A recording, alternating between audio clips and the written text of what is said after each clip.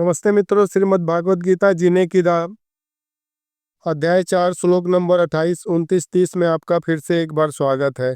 द्रव्य यज्ञ, तप यज्ञ, योग यज्ञ तथा अपरे स्वाध्याय ज्ञान यज्ञ च यतया संसित व्रता। यज्ञों के भी वर्गीकरण किए गए हैं। भारत में धन्याढ्य व्यापारी तथा राजवंशी अनेक प्रकार के धर्मार्थ संस्थाएं खोल देते हैं, यथा धर्मशाला, अन्न क्षेत्र, अतिथिशाला, अनाथालय, विद्यापीठ। ये सब दान कर्म द्रव्यमय यज्ञ है। कुछ लोग ऐसे भी हैं जो कि अनेक योग पद्धतियों का अनुसरण करते हैं तथा पतंजलि पद्धति अथवा हठ योग या अष्टांग योग। कुछ लोग समस्त तीर्थ स्थानों की यात्रा करते हैं।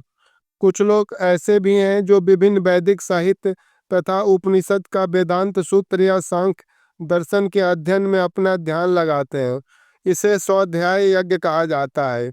ये सारे योगी विभिन्न प्रकार के यज्ञों में लगे रहते हैं और उच्च जीवन की तलाश में रहते हैं। अपाने जुह्वति प्राणम प्राणे अपानम तथा अपरे प्राण अपान गति रुद्धवा प्राण आयाम परायणा अपरे नियत आहारा प्राणान प्राणेषु जुह्वति। अन्य लोग भी हैं जो समाधि में रहने के लिए श्वास को रोके रहते हैं, जिसे प्राणायाम कहा जाता है। वे अपान में प्राण को और प्राण में अपान को रोकने का अभ्यास करते हैं और अंत में प्राण अपान को रोककर समाधि में रहते हैं। अन्य योगी कम भोजन करके प्राण की प्राण में ही आहुति देते हैं। श्वास को रोकने की योग विधि प्राणायाम कहलाती है। प्रारंभ में हठ योग के विविध आसनों की सहायता से इसका अभ्यास किया जाता है। ये सारी विधियां इंद्रियों को बस में करने तथा आत्म साक्षात्कार की प्रगति के लिए संस्तुत की जाती है।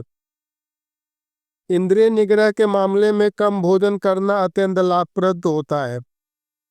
सर्वे अपि एते यद्विदम यज्ञ क्षपिता कलमसार यज्ञ शिष्ट अमृत भुजा यान्ति ब्रह्म सनातनम। ये सभी यज्ञ करने वाले यज्ञों का अर्थ जानने के कारण पाप कर्मों से मुक्त हो जाते हैं और यज्ञों के फल रूपी अमृत को चखकर परम दिव्य आकाश की ओर बढ़ते जाते हैं। नमस्ते मित्रों, मिलते हैं कल फिर अध्याय 4 श्लोक नंबर 31, 32, 33 के साथ।